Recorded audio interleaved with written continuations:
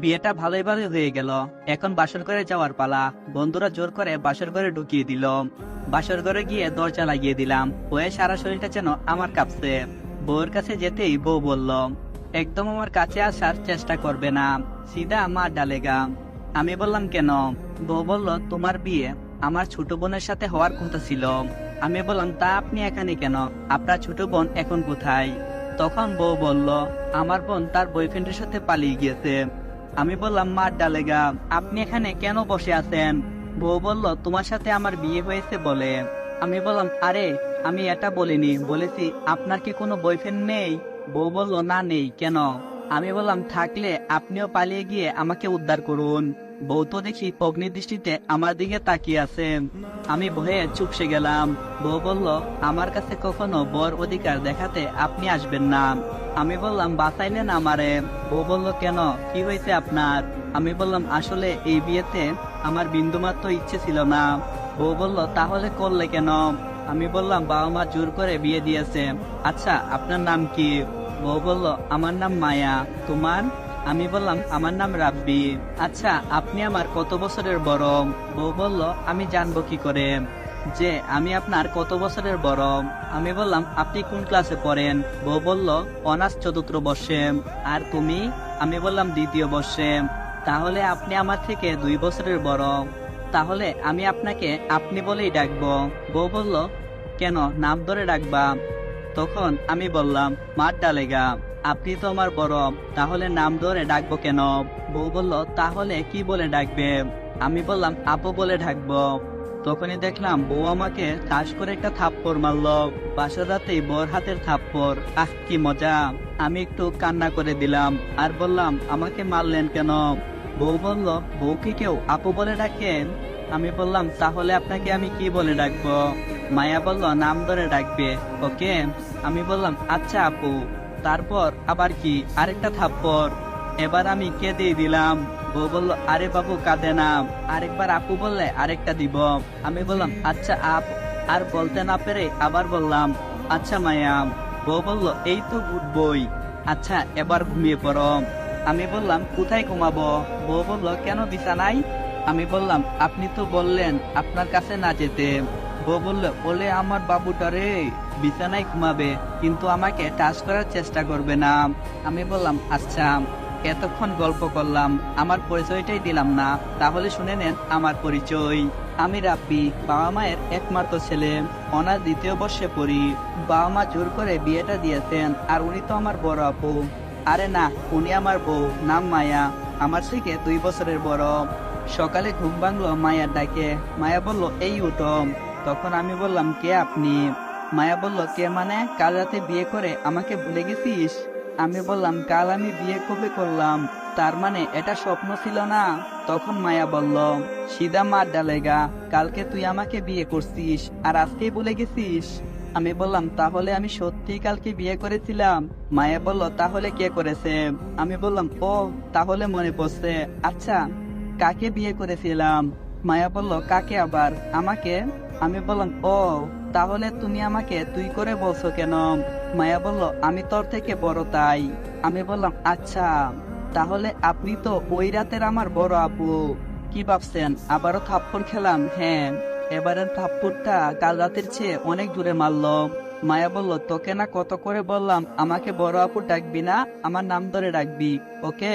আমি গালে হাত বুলিয়ে বলে বললাম, আচ্ছা। কি মেয়ে রে বাবা, হাতে কি জোর, স্বামীকে আবার ধরে মারে। আমার সৌভাগ্য, বাসর রাতে বউয়ের হাতে চোর খেলাম। রাতের গুলো এখনো হজম হয়নি, এর আগে সকালবেলা আরেকটা খেলাম। আমি এসব ভাবছি, তখন মায়া বলল, কি বিড়বিড় করছো? আমি বললাম, কিছু না। মায়া বলল, এখন তুই যা, ফ্রেশ হয়ে নে। হাই হাই, আপনাদের সাথে কথা বলতে বলতে আমি ফ্রেশ হওয়ার কথাটা বলে গেছিলাম। গেলাম বাথরুমে, গিয়ে ফ্রেশ হয়ে চলে এলাম। দেখলাম মায়া আমার জন্য অপেক্ষা করছে। মায়া বলল, কি ফ্রেশ হওয়া শেষ হলো? আমি বললাম, জি। মায়া বলল, তাহলে বাইরে চলুন। কি ব্যাপার, বউ দেখি আমারে আপনি করে কথা বলে, বিষয় কি? কোনো একটা গোলমাল পাকাচ্ছে মনে হয়। এমনিতে চোর খেতে খেতে গালের অবস্থা নাজেহাল, এখন যদি আরেকটা দেই তাহলে তো আমি শেষ। মায়া বলল, কি হলো, কি ভাবছ? আমি বললাম, না কিছু না। মায়া বলল, তাহলে চলো। আমি বললাম, আচ্ছা। আপনি আমাকে তুমি করে বলছেন কেন? মায়া বলল, সবার সামনে তো তোমাকে তুই করে বলতে পারবো না তাই। আর হ্যাঁ, তুমি আমাকে তুমি করে বলবে। আমি বললাম আচ্ছা। বউয়ের সাথে বাহিরে গেলাম। বাহিরে অনেক লোক, মনে হয় শ্বশুর বাড়ির সবার সাথে পরিচয় পর্বটা শেষ করে নিলাম। বিকেলে শ্বশুর বাড়ির সবাই চলে গেল, আমিও চলে গেলাম বন্ধুদের সাথে আড্ডা দিতে। আবুল মামার চায়ের টঙে গিয়ে দেখলাম প্রায় সবাই বসে আছে। আড্ডা দিতে দিতে কখন যে রাত 8টা বেজে গেছে মনেই নেই। একটু পর আপুর মোবাইল থেকে একটা ফোন আসলো। আমি বললাম হ্যালো। আপু বলল ওই, তারপর একটা গালি দিল। থাক আর কইলাম না। আপু বলল তুই কোথায়? আমি বললাম আমি তো আবুল মামার চায়ের টঙ্গে বসে আছি। আপু বলল তুই এক্ষুনি বাড়িতে আয়, বলে ফোন কেটে দিল। বাড়িতে ঢুকার সাথে সাথে আপু চর মারল। আমি তো বেবাচিকা খেয়ে গেলাম, এ কি করলাম যার জন্য আপু আমাকে চর মারল। আপু বলল মানে আরেকটা গালি দিল। কোন সময় বাসা থেকে বের হইছিস আর এখন তুই বাসায় ফিরে আসছিস? মেয়েটা বিকাল থেকে না খেয়ে বসে আছে। আমি তখন ঘরে গেলাম, গিয়ে দেখলাম মায়া বসে আছে। আমাকে দেখেই আমার কাছে আসলো আর আমার কলার ধরে বলতে লাগলো কোথায় ছিলি সারাদিন? তখন আমি বললাম আমি তো বন্ধুদের সাথে ছিলাম। মায়া বলল তাই বলে কি এত রাত পর্যন্ত থাকবি? কাল থেকে সন্ধ্যার পর তোকে যেন আমি বাসায় দেখি। বাসা থেকে বের হলে দুইটা ঠ্যাং ভাঙ্গিয়া ঘরের ভিতরে পঙ্গু করে রাইখা দিব। আমি বললাম কেন? তখনই মায়া বলল আমার মুখের উপর কথা বলিস, এই বলে আরেকটা থাপ্পড় মারলো। আমি বললাম আচ্ছা, আমার কলার ছাড়ুন। আর আমাকে আগে বলেন আপনি বিকালে কোনো কিছু খাননি কেন? মায়া বলল তুই খাসনি তাই খাইনি। আমি মনে মনে বললাম মার ডালারে। মায়া বলল কি হলো, এভাবে চেয়ে আছো কেন? আমি বললাম আমি খাইনি বলে আপনিও খাননি? মায়া বলল হ্যাঁ। তখন আমি বললাম আমি খাবার খাইনি তো আপনার কি হয়েছে? মায়া বলল আমার অনেক কিছু হয়েছে। কথাটা বলে আমাকে শার্টের কলার ধরে একটা টান দিল। আমিও তাল সামলাতে না পেরে মায়াকে জড়িয়ে ধরলাম। আমি তখন মায়ের দিকে তাকিয়ে আছি আর মায়াও আমার দিকে তাকিয়ে আছে। তখন নিজেকে ছাড়িয়ে নিয়ে বললাম শিশু ছেলেকে নির্যাতন করা বন্ধ করুন। মায়া তখন একটা মুচকি হাসি দিল। আমি বললাম তুমি এখানে থাকো। এই বলে আমি একটা প্লেটে ভাত তরকারি নিয়ে এলাম। মায়াকে বললাম এই নিন ভাত খান। মায়া বলল না খাবো না। আমি বললাম মানে আপনি তো সকাল থেকে কোনো কিছুই খাননি। মায়া বলল তুইও তো খাসনি। আমি বললাম আমি পরে খাবো, আগে আপনি খেয়ে নেন। মায়া বলল তুই আমার সাথেই খাবে, তুই আমাকে খাইয়ে দিবি আর আমি তোকে খাইয়ে দেব। আর কি করার, সত্য হলেও সিনিয়র আপু। তারপর দুইজন একসাথে খাবার খেয়ে ঘুমানোর প্রস্তুতি নিলাম। আমি বিছানার এক পাশে আর মায়া অন্য পাশে। কখন যে ঘুমিয়ে গেলাম মনে নেই। মাঝরাতে ঘুম ভাঙলো। বুকের উপর ভারী কিছু অনুভব করলাম। দেখলাম মায়া আমাকে জড়িয়ে ধরে ঘুমিয়ে আছে, একদম বাচ্চা মেয়ের মতো লাগছে। নিজের মনের অজান্তেই মায়ের কপালে একটা চুমু দিলাম। মায়া কেঁপে উঠলো। তারপর আমি ঘুমিয়ে পড়লাম। সকালে ঘুম ভাঙলো মায়ার ডাকে। ঘুম থেকে উঠে নাস্তা খাইলাম। এক পর্যায়ে আব্বু আসলো। আব্বু বলল কাল তোরা সিঙ্গাপুরে হানিমুনে যাবি। আমি আর কোনো কিছু বললাম না। মায়ের দিকে তাকিয়ে দেখলাম মায়া লজ্জায় মাথা নিচু করে বসে আছে। নাস্তা শেষ করে এসে ঘরে বসে আছি। কিছুক্ষণ পর মায়া রুমে আসলো। আমি বললাম মায়া। মায়া বলল কি? আমি তখন বলছিলাম কি আমাদের মধ্যে তো শারীরিক সম্পর্ক নেই, তাহলে হানিমুনে যাওয়ার কি দরকার, বাবাকে না বলে দেই। তখন দেখলাম মায়া তার চোখ মুখ ফুলিয়ে দিয়েছে, বোধহয় রাগে এখনই কান্না করে দেবে। তখন আমি বললাম আরে ভাই এত রাগ করার কি দরকার, আর শুনো তুমি রাগলে পুরো পাকা টুমুটুর মতো লাগে। মায়া আমার কলারে টান মেরে ওর একেবারে মুখের কাছে নিয়ে গেল। মায়ার নিঃশ্বাস আমার মুখে পড়ছে। মায়া শুধু একটা কথাই বলল আমরা হানিমুনে যাচ্ছি। আমি তো ভয় পেয়ে গেলাম। ভয়ে ভয়ে বললাম আচ্ছা। তখন মায়া আমার কলার ছেড়ে দিয়ে চলে যাবে, এমন সময় আমি বললাম একটা কথা। মায়া বলল বলো। আমি প্রথমে দৌড়ের একটা প্রস্তুতি নিলাম, কারণ এখন যা বলবো তা শোনার পর মায়া আমার উপর ভূমিকম্পের মতো ঝাঁপিয়ে পড়বে। আমি বললাম আপনাকে রাগলে কিন্তু পাকা টমেটোর মতো লাগে। মায়া তখন রেগে গেল আর বলল কি? রাব্বি দে তোর। এক দৌড়ে ওয়াশরুমে ঢুকে পড়লাম আর হাঁপাতে হাঁপাতে বললাম আল্লাহ, সিনিয়র আপু আমাকে পেলে যে কি করতো। যেখানে ভাগের বই সেখানেই সন্দেহ হই। বাহির থেকে মায়া বলল ওয়াশরুমে কতক্ষণ থাকবে, বাহিরে তো আসতেই হবে, তখন বুঝবে কি মজা। আমি বললাম মাপ চাই, আমারে মাফ করে দেন, আর কখনো আমি একথা কইব না। মায়া বলল আচ্ছা যা, তোকে মাফ করে দিলাম, এখন বের হয়ে আসো। আমি বললাম সত্যি তো? মায়া বলল হ্যাঁ একদম সত্যি। বয়ে বয়ে বের হয়ে আসলাম, দেখলাম মায়া মিটমিট করে হাসছে। বিকালে আমাদের ফ্লাইট, তাই কাপড় পরছি। মায়া বলল আমি কোন শাড়ি পরবো। আমি বললাম তুমি চয়েস করে নাও। মায়া বলল তোকে বলছি তুই চয়েস করে দিবি, বেশি কথা বললে ভালো হবে না বলে দিলাম। মনে মনে ভাবলাম কোন হাওয়াই কইছিল আমারে বিয়া করার লাগিয়া, বাল বউ পাইছি নাকি একটা ডাইনি পাইছি। সবকিছুতেই জোর দেখাই। আজকে যদি সিনিয়র আপু না হতো তাহলে ওই দিন জোর করে বাসরটা সারতাম, কিন্তু হালার আমার কপালটাই খারাপ। তখন মায়া বলল কি বিড়বিড় করছিস, তোকে আমি কি বলেছি। আমি বললাম আচ্ছা নীল শাড়িটা পরে নাও। মায়া বলল আচ্ছা। अरे बेटा काम शार से मेरा दिल में तो टुंगुर टुंगुर आवाज होता है। মায়া এটা কিয়া করতা হে, আলা পুরা হিন্দি নারীরে খালিগর কইরা দিছি। মানে মায়া আমার সামনেই কাপড় খুলতে শুরু করেছে। তখন আমি বললাম মা ডালা এ কি করছেন আপনি। মায়া বলল কই কি করলাম। আমি বললাম আপনি আমার সামনে শাড়ি খুলছেন কেন। মায়া বলল এই না শাড়ি খুললে অন্য শাড়ি কি করে পরবো। আমি বললাম তাই বলে আমার পরের কথাটা বলতে পারলাম না। আমার মুখ থেকে মায়া কথা কেড়ে নিয়ে বলল চুপ, আমার যা ইচ্ছে আমি তাই করব, তুই শুধু দাঁড়িয়ে দাঁড়িয়ে দেখবি ঠিক আছে। আমি তখন মনের আনন্দে গান কইতে লাগলাম, मैं तो मर गया तुम्हारा प्यार में गिर गया। তারপর মায়া শাড়িটা খুলে আমার উপরে ছুঁড়ে মারলো। আমি তো আবল হয়ে গেলাম। মায়া নীল শাড়িটা পরতে শুরু করলো। মায়া শাড়ি পরার এক পর্যায়ে বলল আমি শাড়ির কুচি দিতে পারি না, একটু দিয়ে দেবে। আমি বললাম আমিও তো ওইসব পারি না। মায়ার মুখ দেখলাম লাল টমেটোর মতো লাল হয়ে আছে, আর বলল তোকে পারতে হবে। আর কি করার, শাড়ির কুচিটা দিয়ে দিলাম। শাড়ি পরানোর পুরনো অভিজ্ঞতা আছে আমার। আপনারা হয়তো ভাবছেন কি করে, আমি তো বিয়ে করিনি। আরে মিয়া বিয়ে করছি না তো কি হয়েছে, আমি হলাম একটা ভালা পোলা। তাই আমারে আমার কলেজের বান্ধবীরা নাটকের সময় আমাকে কইতো তাদেরকে শাড়ি পরিয়ে দেওয়ার জন্য। থাক ওইসব শুনতে হইব না, বাচ্চা পোলা পাইন। তারপর সময় মতো এয়ারপোর্টে পৌঁছে গেলাম। আব্বু আম্মুর কাছে বিদায় নিয়ে এরোপ্লেনে উঠলাম। দুইজনে কোনো কথা বলছি না।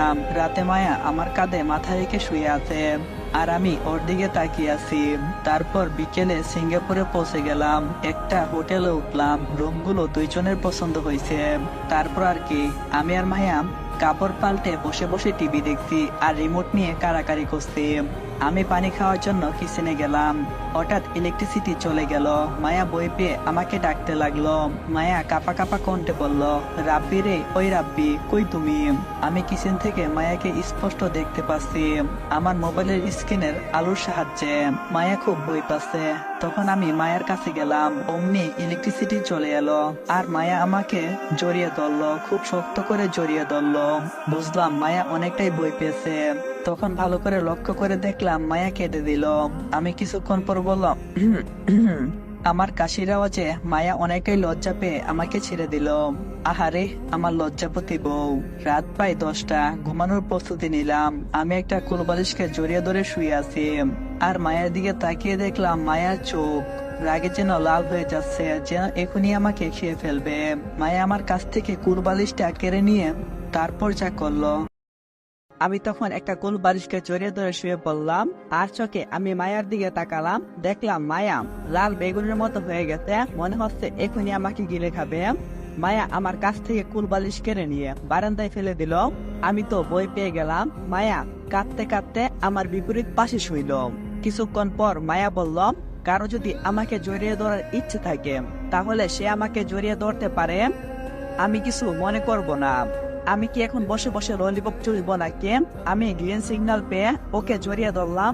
মায়াকে এভাবে জড়িয়ে ধরে আছি, আর কখন যে আমি ঘুমের অতলে টলিয়ে গেছি তা নিজেও বুঝতে পারলাম না। সকালে ঘুম থেকে উঠে গোসল করে এসে মায়া বলল এই রাপি উঠো, বেলা হয়েছে অনেক।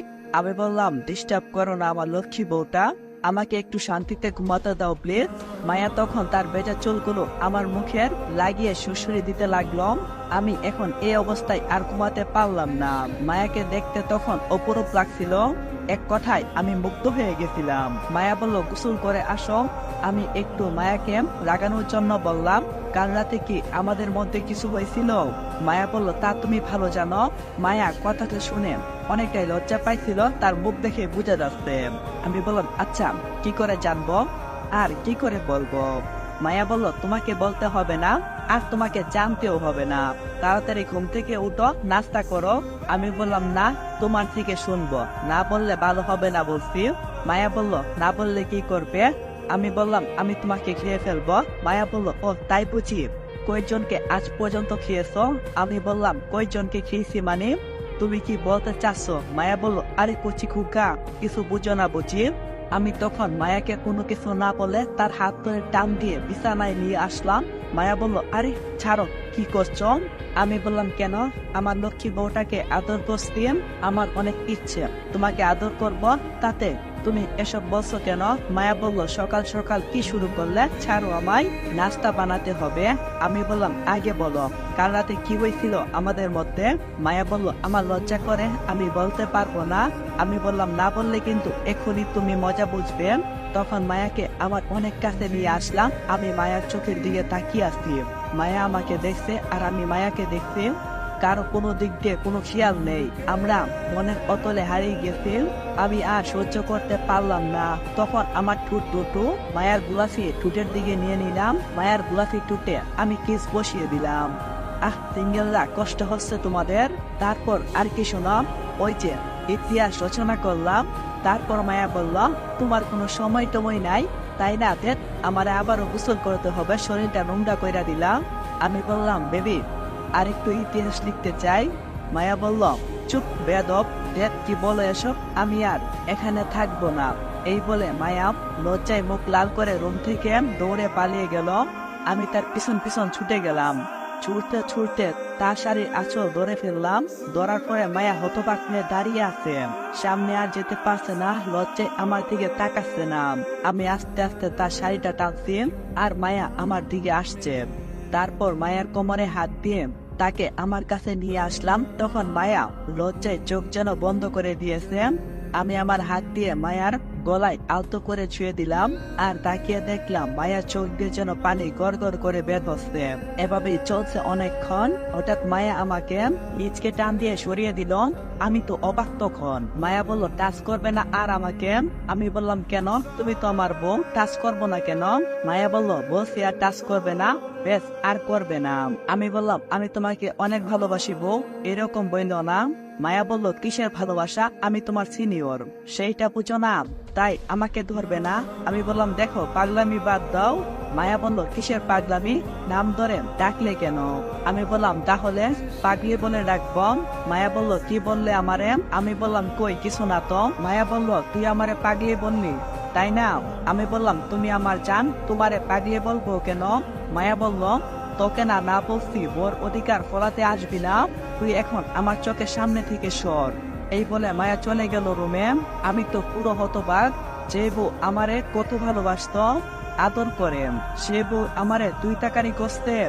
এদিকে যেমন মেজাজ খারাপ হয়ে গেল, অন্যদিকে মনটা ভেঙে গেল। মনে করলাম আনি মনে অনেক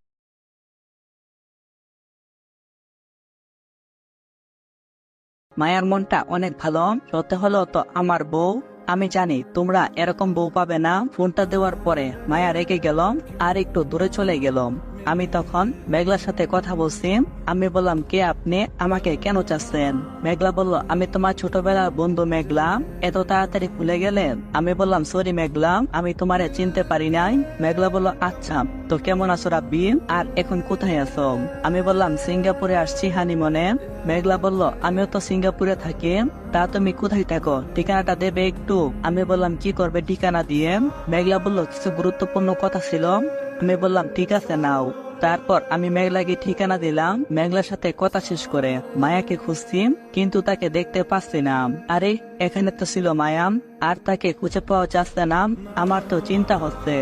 মায়া খুব অভিমানী, আবার অভিমানের জন্য সবকিছু করে বসে।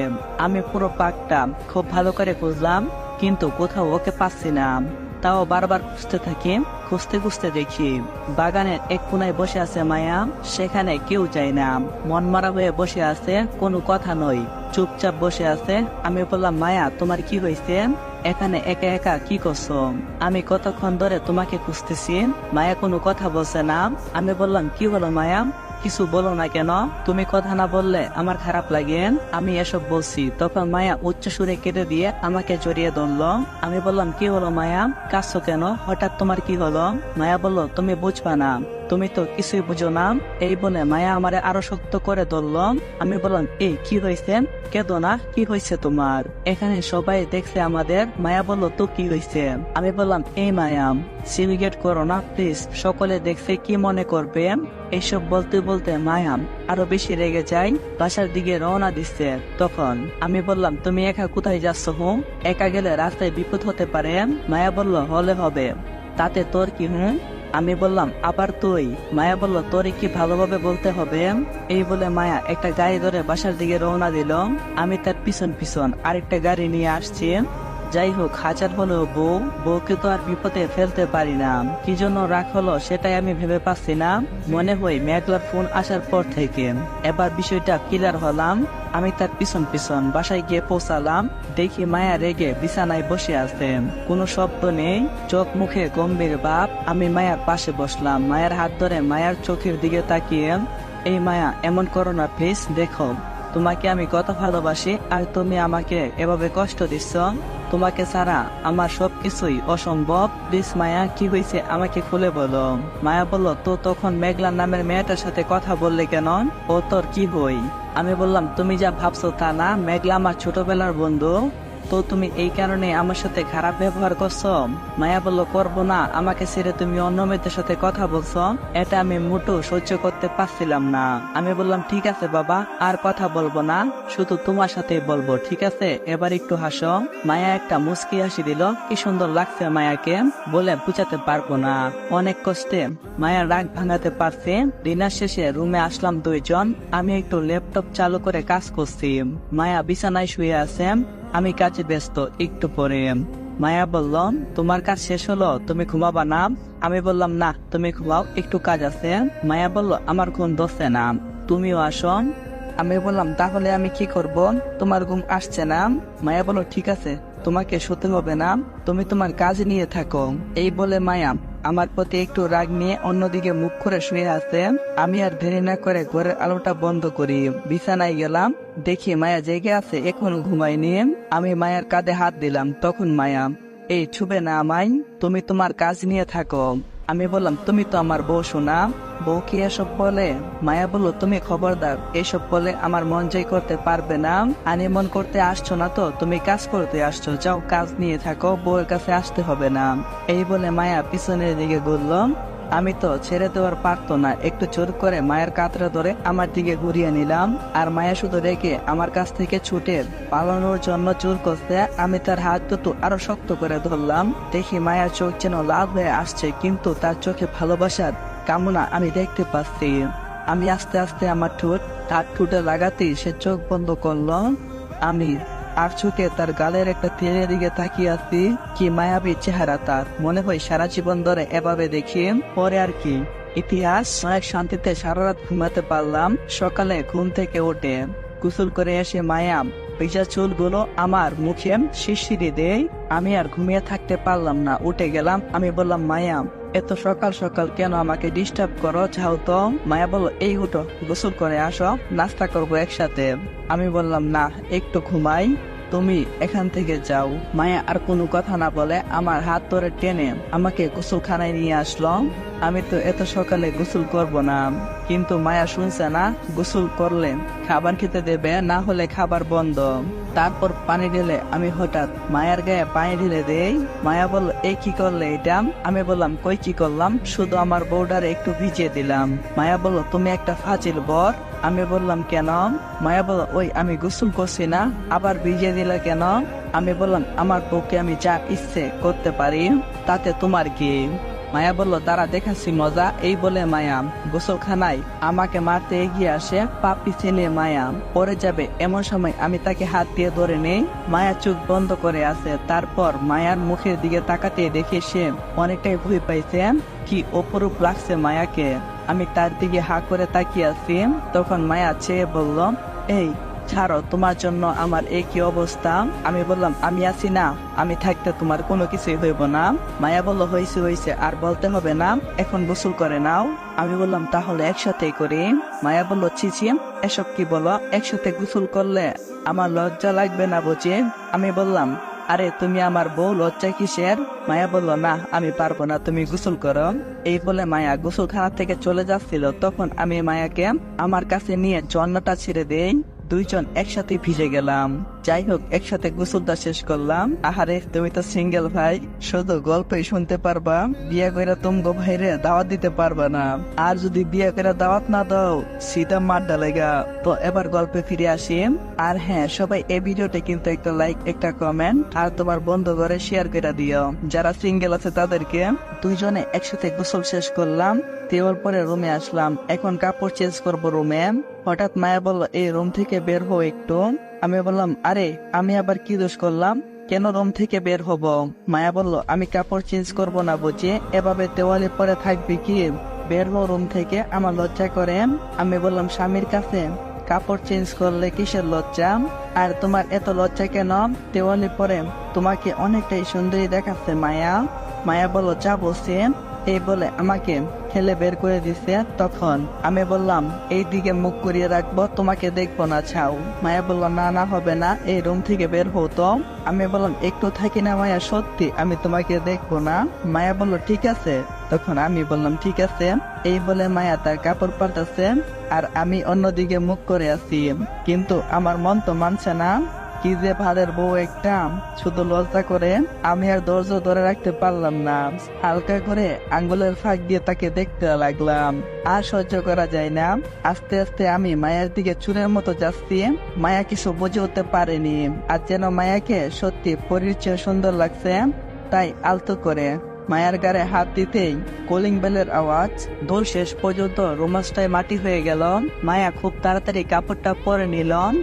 এদিকে দরজা না খোলাই কলিং বেল বাজিয়ে চলছে। মনে মনে ভাবছি এত সময় আবার কে আসলো, আর এখানে তো আমার আপন বলতে কেউ নেই। আমি বললাম দেখো তো মায়া কে এসেছে, বারবার কলিং বেল চাপ দিচ্ছে। মায়া দরজা খুলতে রুম থেকে গেটের দিকে চলে গেল।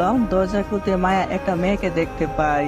মায়া তো চমকে উঠে, এত সকালে আমাদের ফ্ল্যাটে এই মহিলা। তারপর মহিলাকে বলল আপনি কে, আপারে তো ঠিক আমি চিনলাম না। তখন মেয়েটা বলল আমি মেঘলা, আপনি আমাকে চিনবেন না, রাব্বির ছোটবেলার বন্ধু। রাব্বি কি বাসায় আছে? মায়া বলল ভিতরে আসুন, রাব্বি রুমে আছে। এই বলে আমাকে ডাকলো। মেঘলা আসার পর মায়ার মনটা অনেকটাই খারাপ হয়ে গেল, গলার কণ্ঠটা ভারী হয়ে গেল। আমি কিছুই বুঝে উঠতে পারলাম না। আমার বউটা এবার তো আমার মারটা লেগাম, সিধা মারটা লেগাম। আজকে রাতে যে আমার কি অবস্থা হই আল্লাহ জানে। আর এদিকে মেঘলা আমাকে দেখে বলতে লাগলো কেমন আছো তুমি, অনেকদিন তোমাকে দেখি নাই। আমি বললাম ভালো আছি, তুমি কেমন আছো, আর তুমি হঠাৎ কেন এলাকা থেকে চলে আসছো, আর আসার পর তো আর যোগাযোগ করলে না। মেঘলা বলল আমি ভালো আছি, তোমার সাথে আমি অনেকভাবে যোগাযোগ করতে চাইছিলাম কিন্তু পারি নাই, অনেক কষ্টে তা পেরেছি। তোমারে আমি অনেক মিস করছি। আমি বললাম আমিও তোমাকে অনেক মিস করছি। মায়ার দিকে তাকিয়ে কথাটা বলছি। এ কথা শুনে মায়া রুম থেকে দ্রুত বের হয়ে গেল। আমি বুঝতে পারলাম আজকে আমার শেষ করে লাইব। যাই হোক, মেঘলার সাথে অনেকক্ষণ গল্প করলাম, একসাথে খাবার খেয়ে মেঘলা চলে গেল। আসলে মেঘলা এখানে একটা অফিসে চাকরি করে, পাশাপাশি লেখাপড়া করে, তাই সে এখানে থাকে। আর আমি আর মায়া হানিমুনে এসেছি সিঙ্গাপুরে। আমাদের হানিমুনটাও শেষের দিকে, আর মার তো কয়েকটা দিন আছে। অনেক সুন্দরভাবে আমি আর মায়া হানিমুনটা করলাম। এখন বাসায় যাওয়ার জন্য রেডি হব, কিন্তু মেঘলা আসাতে মায়া অনেকটাই রাগ করেছে। এই রাগ যে আমি কি করে ভাগাবো তাই মাথায় আসছে না। তারপর মায়ের কাছে গেলাম, দেখে মায়া অজরে কান্না করছে। আমাকে দেখে তার চোখের পানি মুছছে। আমি বললাম মায়া এভাবে বসে আছো কেন, কাঁদছো কেন? মায়া বলল তুই আমার সাথে কথা বলবি না। আমি বললাম আবার তুই করে বলছো কেন, কোনো অন্যায় করেছি? মায়া বলল বুঝছিস না তুই অন্যায় করছিস, আমার তোর ভালো লাগে না, সেটা ভালোভাবে বলতে তো পারিস। আমি সব বুঝি। আমি বললাম মায়া তুমি এগুলা কি বলো, আমি তোমাকে অনেক ভালোবাসি, অনেক ভালোবাসি, অনেক অনেক, যা কখনো শেষ হবে না। মায়া বলল ভালোবাসুস না ছাই, তাহলে অন্য মেয়ের সাথে এভাবে কথা বলতি? হানি মনে অন্য মেয়ের সাথে কথা বলস, আবার বলস তুই আমারে ভালোবাসস, আমারে তুই একটুও ভালোবাসস না। আমি বললাম মেঘলাম, ও আমার ছোটবেলার বন্ধু, ওকে নিয়ে বাজে কথা বলবে না। আর হ্যাঁ, আমি তাকে ভালোবাসি না। মায়া বলল, একবার নয় শতবার বলবো, বললে কি করবে? এই নিয়ে কথা বলতে বলতে আমার অনেকে রাগ উঠে, আর আমি রাগের মাথায় মায়াকে একটা ঠাস করে থাপ্পড় মেরে দেই। তারপর খেয়ে মায়া কাঁপতে গিয়ে তারপর কাপড় বেগে গুছাতে শুরু করে। আমি বললাম, দেখো মায়া, রাগ করো না, আমি রাগের মাথায় তোমাকে জোর মেরে ফেলেছি। মায়া কোনো কথা বলছে না, চুপ করে আছে। আমি তখন মায়া 2 হাত ধরে টেনে তুলে বললাম, মায়া তুমি আমার মুখের দিকে তাকিয়ে আমারে মাফ করে দাও, আমার ভুল হয়ে গেছে। মায়া চুপ করে আছে, নিচের দিকে দেখছে আর চোখ দিয়ে পানি পড়ছে। আমি তখন আমার হাত দিয়ে তার চোখের পানি মুছে দিলাম। দেখি মায়ার চোখ লাল হয়ে গেছে, চোখ দিয়ে ওচরে পানি পড়ছে। তখন আমি মায়াকে বললাম, আর কখনো এমন করব না, যাও কাপড়গুলো রাখো। ওই মায়া, মায়া বলল, তোর কথা কে শুনবে? তুই তো মেঘলাকে ভালোবাসিস, তোর তো আমার প্রতি কোনো টান নেই, তুই তোর বউকে ভালোবাসিস না, একটা মেয়েকে ভালোবাসিস। এই কথা মায়ার মুখ থেকে শোনার পর আমি রেগে না খেয়ে ঘুমাতে চলে গেলাম। মায়া ততক্ষণ সোফায় বসেছিল আর একা একা ভাবছিল। একটু পরে মায়া বিছানায় আসলো। আমি মায়াকে না বলে ঘুমিয়ে গেলাম মায়ের প্রতি রাগ নিয়ে। মায়াও ঘুমিয়ে গেল আমার সাথে কথা না বলে। আমি বিছানার এক পাশ আর মায়া বিছানার ওই পাশ হয়ে শুয়ে আছে। আমাদের মাঝে দূরত্ব সৃষ্টি হয়ে গেল, দুইজন ঘুমিয়ে গেলাম। পরের দিন হঠাৎ সকালে মেঘলা ফোন করে আমার কাছে একটা জরুরি কাজের জন্য, কিন্তু আমি ঘুমাইয়ে থাকার কারণে ফোনটা ধরতে পারলাম না। ওইটা মায়া সকাল সকাল ঘুম থেকে উঠে ধরছে আর দেখে মেঘলার নাম্বার অনবরত কল আসছে। তখন মায়া ফোনটা ধরলাম, ফোন ধরে বললাম, তুমি আবারও ফোন করছো? মেঘলা বলল, আসলে আমার একটা জরুরি কাজের জন্য রাব্বির হেল্প লাগবে।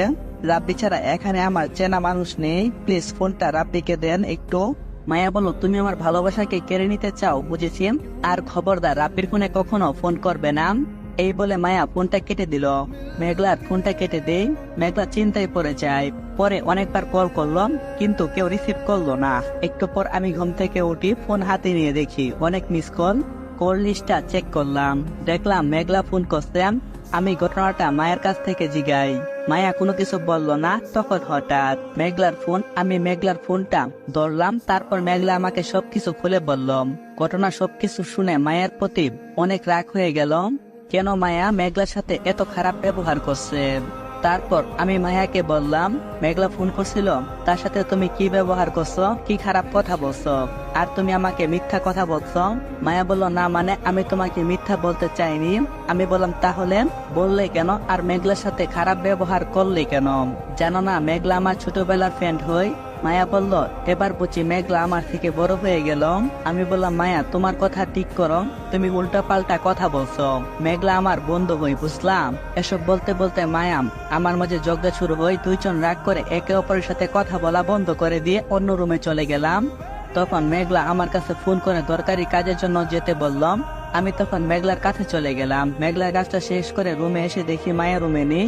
অনেক খোঁজাখুঁজি করার পরও মায়াকে পেলাম না। তাই মায়ার নাম্বারে কল করি, কিন্তু ওর ফোনটা বন্ধ বলছে, কিছুতেই খুঁজে পাচ্ছি না।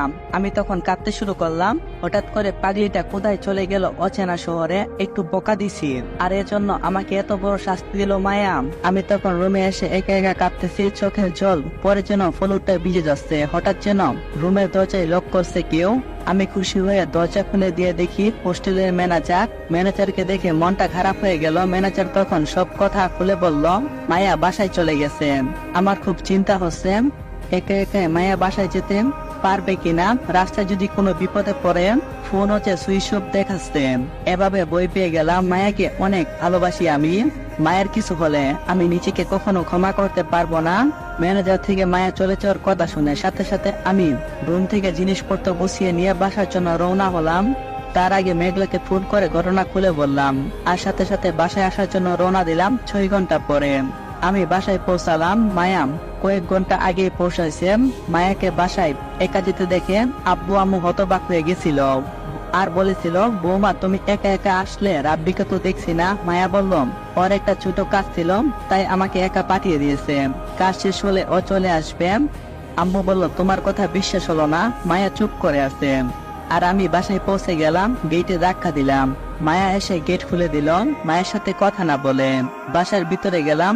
বাসায় যাওয়া মাত্রই ঠাস ঠাস করে 2টা চড় খেলাম। তাকিয়ে দেখি আব্বু আমাকে চোর মেরেছেন। চোর দেখে মায়া অনেকটাই ভয় পাইছিল আর কান্না করে দিয়েছিল।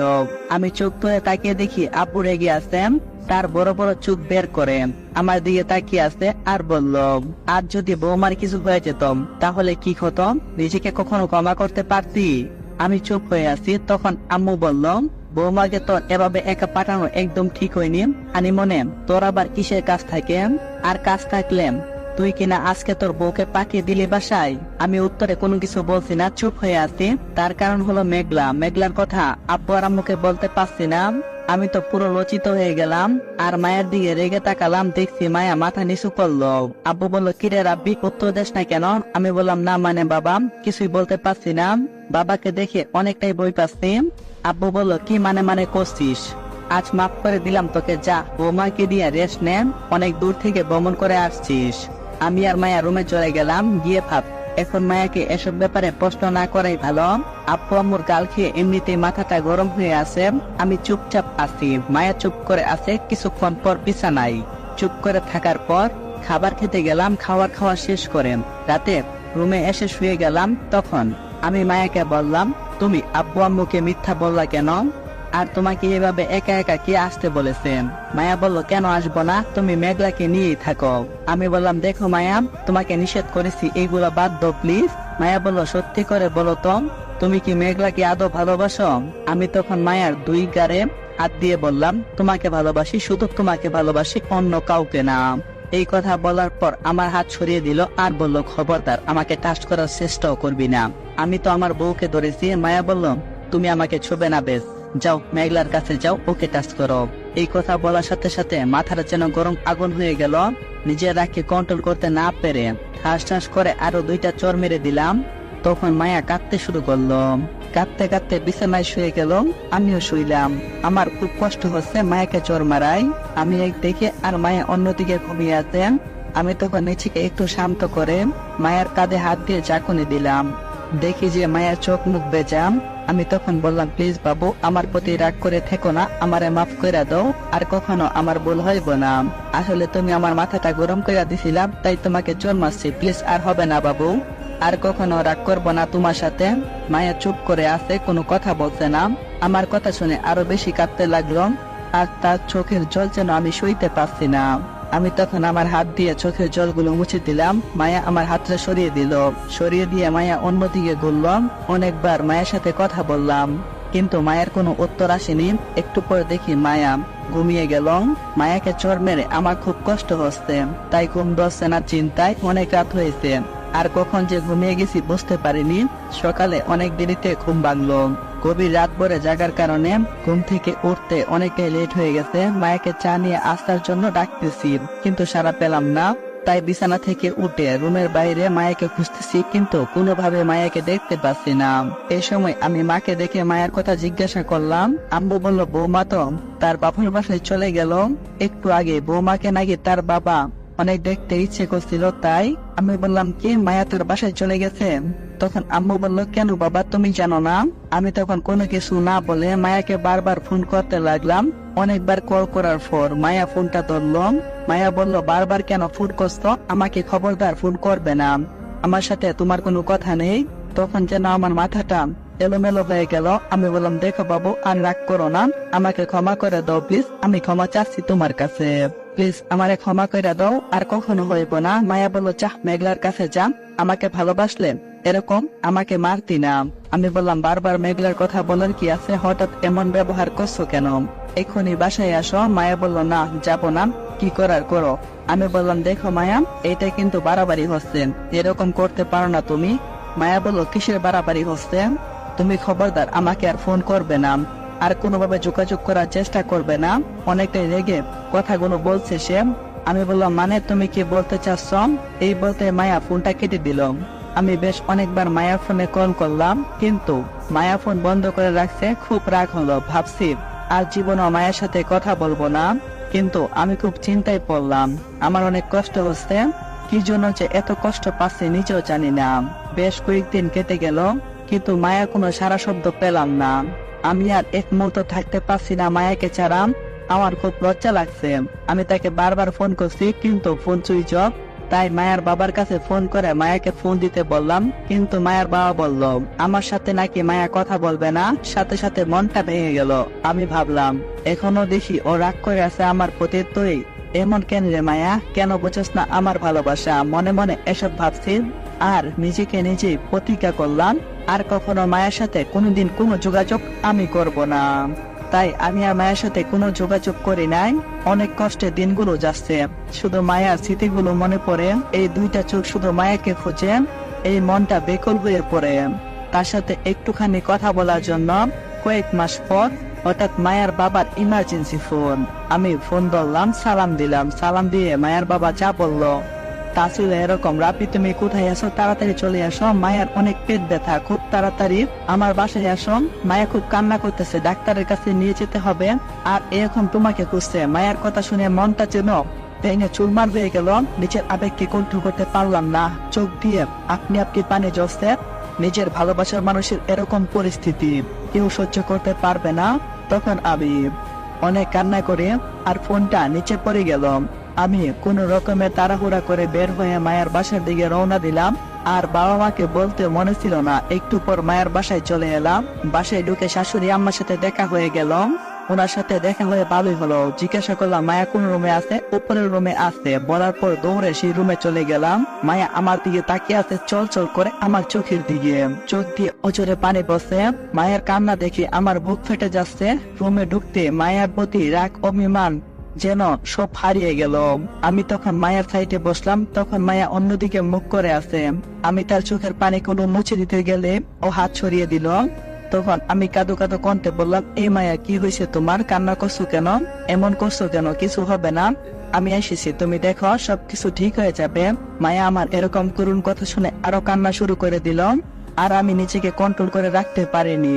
অচরে কান্না করে দিলাম। চোখ দিয়ে অজরে পানি পড়ছে। আমি বললাম, প্লিজ মায়া আমার সাথে একটু কথা বলো, তুমি কথা না বললে আমার বুক ফাটে যাবে, আমি মরে যাব। মায়া বলল, এতদিন পরে তোমার আমার কথা মনে হলো, এই ভালোবাসা তোমার? আমি বললাম, তুমি তো বলছো কোনো যোগাযোগ না করতে, তাই তোমার যেন কোনো কষ্ট না হয় তাই যোগাযোগ করিনি। মায়া বলল, তুমি আমার এখনো মনটাই বুঝলা না। যদি তুমি আমাকে বুঝতা তাহলে তুমি আমাকে ছেড়ে কখনো থাকতে পারতে না। একবারও তুমি আমাকে ফোন করোনি, জানো তোমার একটা ফোনের আশায় আমি কত রাত জেগে থাকতাম। আমি বললাম, ওই পাগলি, আমার ভুল হয়েছে, আর জীবনে এরকম করব না। এই বলে মায়াকে জড়িয়ে ধরলাম। জড়িয়ে ধরে বললাম, মায়া তোমাকে আমি অনেক মিস করছি, তোমাকে ছাড়া আমি কোনোদিন যাব না আর। মায়া বলল, এই রাব্বি আমার পেটে অনেক ব্যথা করছে। এই বলে সে কান্না করে দিল। অ্যাম্বুলেন্সকে কল করে নিয়ে আসলাম। মায়াকে নিয়ে বড় একটা প্রাইভেট হাসপাতালে আসলাম। মায়াকে হাসপাতালে ভর্তি করলাম। ডাক্তার সাহেব মায়ার কিছু টেস্ট করলো। টেস্ট রিপোর্ট আমার হাতে এলো এবং ডাক্তার সাহেব বললো মায়াকে খুব তাড়াতাড়ি অপারেশন করাতে হবে। আপনারা হয়তো বুঝতে পারছেন না কেন মায়ের এরকম হচ্ছে, তাহলে শুনেন। আমি একদিন মায়াকে কফি নিয়ে আসার জন্য বলছিলাম, তখন মায়া কফি আনতে যাবে, তখন তার হাত থেকে কাপটা পড়ে গেল আর সে মাটিতে পড়ে গেল। আর সে অনেকবার বমিও করেছিল। আমি অনেকটাই ঘাবড়ে গেছিলাম যে কি না কি হয়। তারপর মায়াকে ডাক্তার পরীক্ষা করে আর বলে আমি বাবা হতে চলেছি। তখন আমি খুশিতে আত্মহারা হয়ে গেছিলাম, মায়াকে জড়িয়ে ধরেছিলাম। ডাক্তার আমাদের জড়িয়ে দেখা দেখে লজ্জায় মুখ ফিরিয়ে নিল মায়া। আপনাদেরকে এসব বলছি, হঠাৎ ডাক্তার সাহেব এসে বলল, আজ মায়ার সিজারের অপারেশন করাতে হবে। ডাক্তারের কাছ থেকে কথাটা শুনে আমার বুকটা দুক দুক করছে। বাসার কেউ জানে না মায়াকে হাসপাতালে নিয়ে আসছে, তাই বাসায় সকলকে কল দিলাম। সকলে চলে আসলো। আমার খুব ভয় করছে, সবাই দোয়া করবেন ও যেন সুস্থ হয়ে বাসায় ফিরতে পারে। আব্বু আম্মু, মায়ের বাবা মা সহ বাড়ির সকলে অপারেশন রুমের সামনে বসে আছে আর আমি একটু দূরে একটা সিটে বসে আছি। তখন হঠাৎ ডাক্তার সাহেব আসলো আর বলল, রোগীর অবস্থা ক্রিটিক্যাল, না বাঁচার সম্ভাবনা, হয়তো তাকে বাঁচাতে পারবো না। এই কথাটা বলে তিনি মুখটা মলিন করে ফেললেন আর আমার হৃদয়টা যেন ভেঙে যাচ্ছে। আমি থমকে গেলাম, আমার মাথায় আকাশ ভেঙে পড়লো। আমার খুব ভয় করছে। মায়ার জন্য আল্লাহর নিকট প্রার্থনা করতে ভিতরে মায়া অপারেশন চলছে। এরকম সময় এশার নামাজের আজান কানে আসলো। আমি হাসপাতাল থেকে দৌড়ে লিফটের সামনে আসলাম। লিফট থেকে নেমে সোজা মসজিদে চলে গেলাম। মসজিদে এসে আল্লাহর কাছে প্রার্থনা করলাম, হে আল্লাহ, আজ পর্যন্ত আপনার কাছে আমি কোনো কিছু চাইনি, আজ শুধু আপনার কাছে একটা জিনিস চাইছি, আমার মায়াকে আমার কাছে ফিরিয়ে দাও। তুমি আমার থেকে আমার হৃৎপিণ্ডকে আলাদা করে দিও না, ওকে আমার বুকে ফিরিয়ে দাও। ওর কিছু হয়ে গেলে আমি বাঁচবো না। মায়া আমার নিঃশ্বাস, আমার বিশ্বাস, আমার ভালোবাসা। প্লিজ আমার থেকে ওরে দূর কইরো না, আমার বুকে ওরে ফিরিয়ে দাও। আমি মসজিদ থেকে চলে আসলাম, সেখানে এসে দেখি মায়ের অপারেশন চলছে। বেশ কিছুক্ষণ পর ডাক্তার সাহেব মন খারাপ করে মাথা নিচু করে অপারেশন রুম থেকে বের হয়ে আসলো। আমি বললাম, কি হয়েছে ডাক্তার সাহেব? ডাক্তার সাহেব বলল, সরি, আপনার স্ত্রী আর সন্তানকে। আমি বললাম, কি হলো? ডাক্তার সাহেব কোনো কিছু বলছে না। আমি শুধু তাকে বললাম, কি হলো ডাক্তার সাহেব, আপনি কথা বলছেন না কেন, চুপ কেন? ওদের কি হয়েছে, ওরা কেমন আছে? তখন ডাক্তার সাহেব বলল, চিন্তার কোনো কারণ নাই, ওরা দুইজনেই সুস্থ আছে। আমি ডাক্তারকে ধন্যবাদ জানিয়ে এক দূরে অপারেশন রুমে ঢুকলাম। অপারেশন রুমে ঢুকে দেখি মায়া ফুটফুটে একটা বাচ্চা নিয়ে বেডে শুয়ে আছে। আমি গিয়ে মায়ের পাশে বসলাম। ওকে দেখে আমার দু চোখ দিয়ে পানি চলে আসলো, তবে এটা কষ্টের না, চিরসুখের। মায়া বলল, এই তুমি কান্না করছো কেন? তুমি বেঁচে থাকতে তোমার মায়ের কিছু হতে পারে না। আমি বললাম, তুমি আমাকে ছেড়ে যেও না প্লিজ, আমি তোমাকে ছাড়া বাঁচবো না মায়া। মায়া বলল, আমি তোমাকে ছেড়ে কোথাও যাব না। এই বলে মায়া বলল, আমার কাছে আসো। আমি মায়ের কাছে যেতে মায়া আমাকে জড়িয়ে ধরলো। আমাদের এই অবস্থা দেখে সবাই মিটি মিটি হাসছেন, কিন্তু আমার বুকের ভিতরে হাহাকার কেউ দেখলো না। মায়া বলল, এই ছাড়ো, সবাই দেখছে তো? আমি বললাম, না, দেখলে দেখ, তুমি আমার বউ। আর আপনারা কি দেখছেন? হ্যাঁ, আমার মায়া সুস্থ আছে, আমার কলিজা।